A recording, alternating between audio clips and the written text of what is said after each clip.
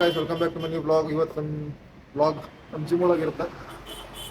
So ಇವತ್ತು ನಮ್ಮ workout just day. So ನೋಡೋಣ ಜಸ್ಟಿಗೆ ಏನೇನು ಮಾಡ್ತೀವಿ ಏನೇನಿಲ್ಲ ಅಂತ ಹೇಳ್ತೀನಿ ಬರ್ರಿ. ಹಂಗೆ ಸ್ವಲ್ಪ ಡೈಟ್ ಪ್ರೋಟೀನ್ ಗೀಟೀನ್ ಎಲ್ಲ ಸ್ವಲ್ಪ ಮಿಸ್ಅಂಡರ್ಸ್ಟ್ಯಾಂಡಿಂಗ್ ಐತಿ ನಮ್ಮ ಜನರ ಮಧ್ಯೆ. ಅದ್ರ ಬಗ್ಗೆನೂ ಕ್ಲಿಯರ್ ಮಾಡ್ತೀನಿ. ಸೊ ವಿಡಿಯೋ ಎಂಡ್ ತನಕ ನೋಡ್ರಿ.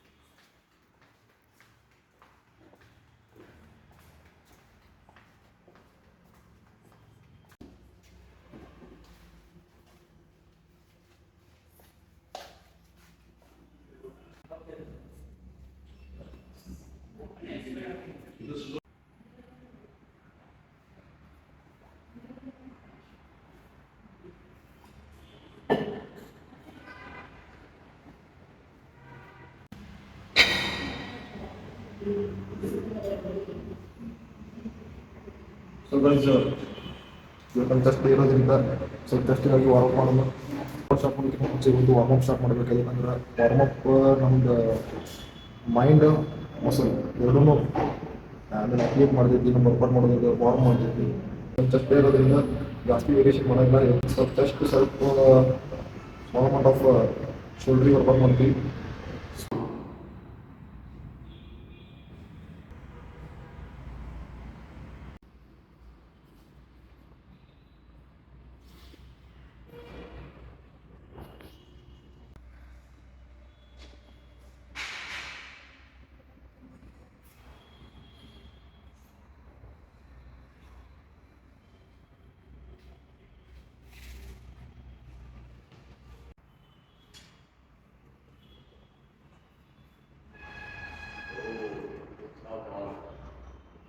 ವಾರ್ಮಪ್ ಮಾಡೋದ್ರಿಂದ ನಮ್ಮ ಮಸಲ್ಸ್ ಇಂಜುರಿ ಆಗೋದು ಪ್ರಿವೆಂಟ್ ಆಗ್ತೈತಿ. ಸೊ ಅದಕ್ಕಾಗಿ proper warm up is must and should.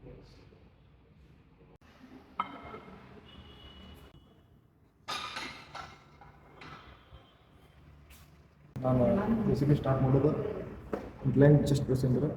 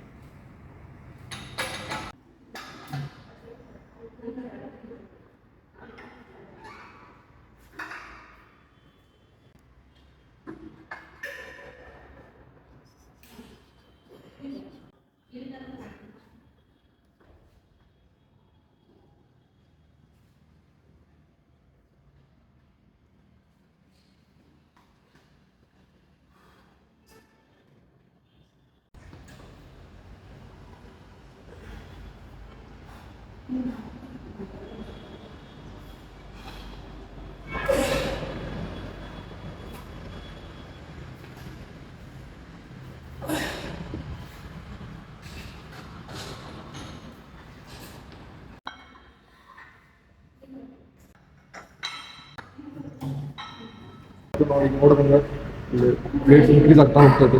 ಒಂದೊಂದು ಸೆಟ್ಟಿಗೂ ಪ್ಲೇಟ್ ಇನ್ಕ್ರೀಸ್ ಆಗತ್ತೆ. ಯಾಕಂದ್ರೆ ಅದಕ್ಕೆ ನಾವು ಪ್ರೋಗ್ರೆಸಿವ್ ಓವರ್ಲೋಡ್ ಅಂತ ಹೇಳ್ತೀವಿ. ಸೊ ಪ್ರತಿ ಈಚ್ ಸೆಟ್ಟಿಗೂ ನಾವು ಈಚ್ ರೆಪ್ಸಿಗೂ ನಾವು ವೇಟ್ ಇನ್ಕ್ರೀಸ್ ಮಾಡ್ಕೊಂಡು ಹೋಗೋದು. ಅಂದಾಗ ಮಾತ್ರ ನಮ್ಮ ಮಸಲ್ಸ್ ಸೈಜ್ ಆಗೋದು, ನಮ್ಮ ಮಸಲ್ಸಿಗೆ ಸ್ಟ್ರೆಂತ್ ಬರೋದು, ಮಸಲ್ ಹೈಪರ್ಟ್ರೋಫಿ ಆಗೋದು.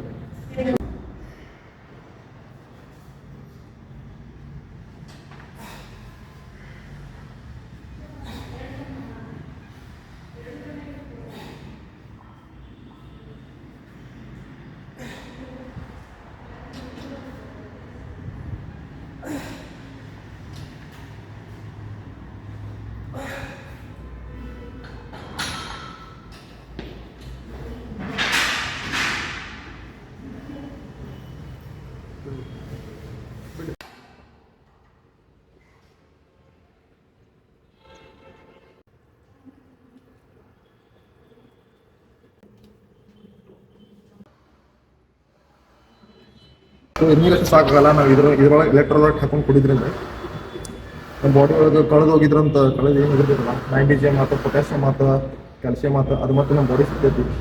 ಸೊ ನೀರೊಳಗೆ ಎಲೆಕ್ಟ್ರೋಲ್ ಹಾಕೊಂಡು ಕುಡೀರಿ ಎಲ್ಲರೂ. So once in a while ನಡಿತೈತಿ, like once in a week or once in 10 days ನಡೀತೈತಿ ನಾರ್ಮಲ್ ಅಥ್ಲೀಟ್ಸಿಗೆ ಯಾರು ಸ್ವೆಟ್ ಜಾಸ್ತಿ ಮಾಡ್ತಾರೆ.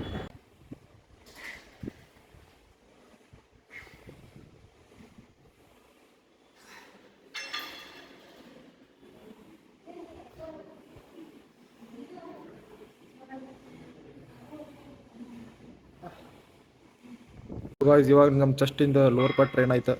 ಸೊ ನಾ ಈಗ ಚೆಸ್ಟಿಂದ ಮಿಡಲ್ ಪಾರ್ಟಿಗೆ ಟ್ರೈನ್ ಮಾಡೋಣ. ಸೊ ಅದ ಕೇಬಲ್ ಒಳಗೆ ಸ್ವಲ್ಪ ತೆಳಗೆ ಹಾಕೊಂಡು ಅದ ವೇರಿಯೇಷನ್ ಒಳಗೆ ಮಾಡೋದು.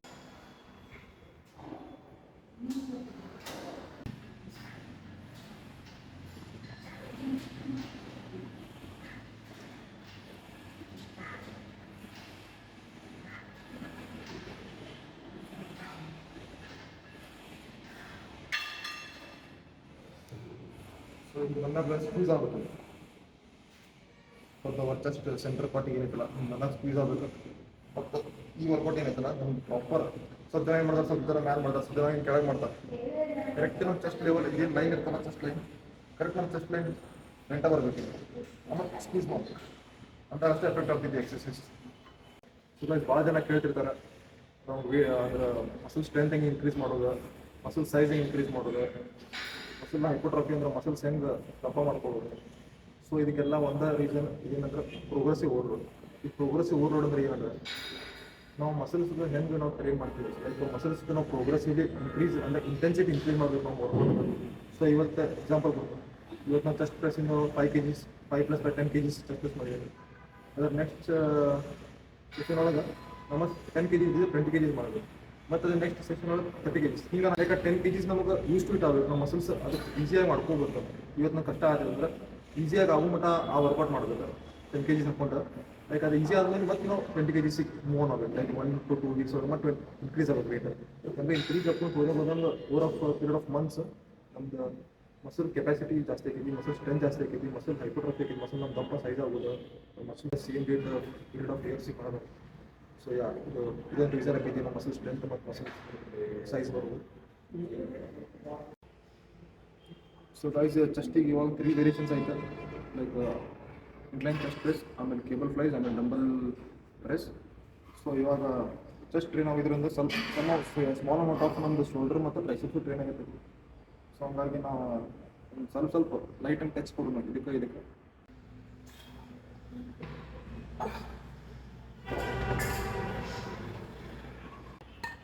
ಸೊ ಗೈಸ್ ಭಾಳ ಮಂದಿ ಕೇಳ್ತಿರ್ತಾರೆ ವೇಟ್ ಇನ್ಕ್ರೀಸ್ ಹೆಂಗೆ ಮಾಡೋದು, ಆಮೇಲೆ ವೇಟ್ ಡಿಕ್ರೀಸ್ ಹೆಂಗೆ ಮಾಡೋದು. ಇದಂತೂ ಭಾಳ simple concept. First weight gain ಮಾಡ್ಬೇಕು ಅನ್ನೋದು ಚೆನ್ನಾಗಿರ್ತಾರಲ್ಲ, ಅವ್ರು ವೇಟ್ ಗೇನ್ ಮಾಡ್ಬೇಕಂದ್ರೆ ಏನು ಮಾಡಬೇಕು, ವೇಟ್ ಗೇನ್ ಮಾಡೋರು first of all calorie surplus diet ತಿನ್ಬೇಕು.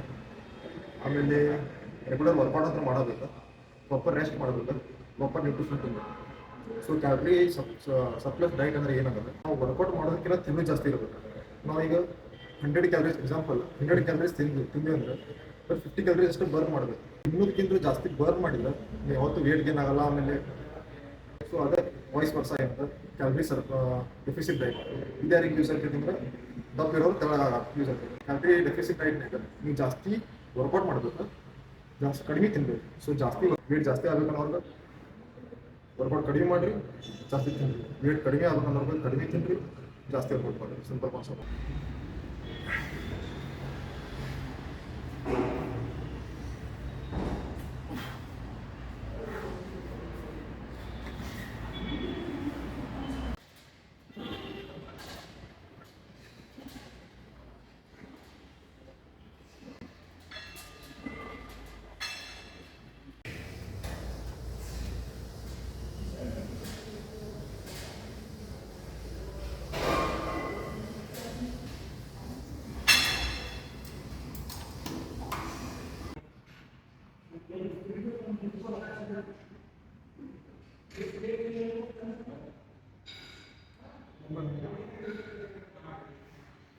ಓಕೆ.